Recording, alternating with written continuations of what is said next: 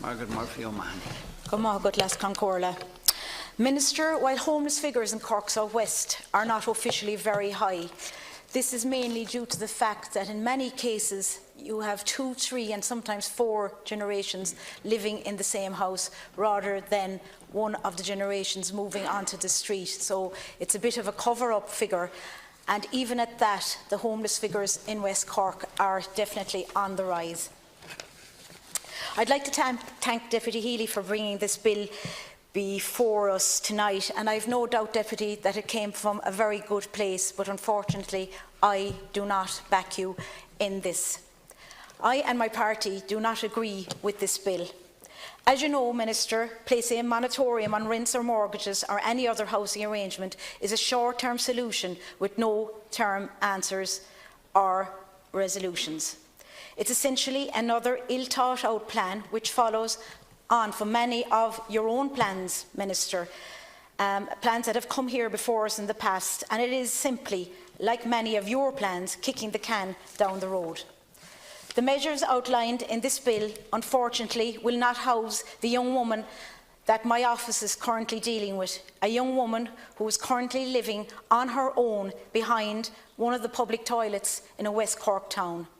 And you know what she says, Minister? It's the safest place she can find at this time.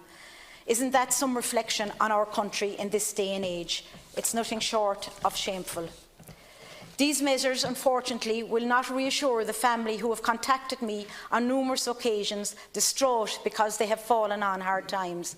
They have lapsed on their mortgage payments and are endeavouring to negotiate with the bank, who, unfortunately, is unwilling to listen.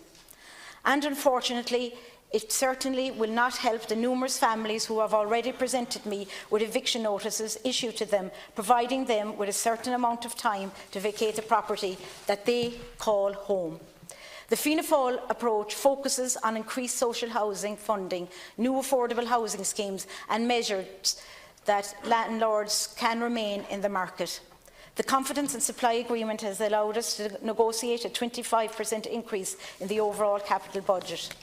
This includes funding for social housing and homeless capital funding. It was never suggested that the solution would be easy. However, we all in here have to be pragmatic. A comprehensive long-term plan is the only way to address the issues being faced by so many around the country that we all speak of here tonight.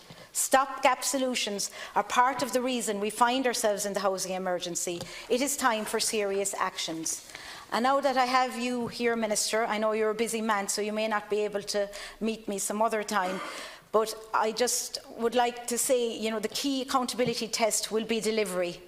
Since coming into power, Minister, Fine Gael has launched Construction 2020, Social Housing Strategy 2020, Rebuilding Ireland 2016, Capital Plan 2012, Capital Plan 2015, Capital Plan 2018.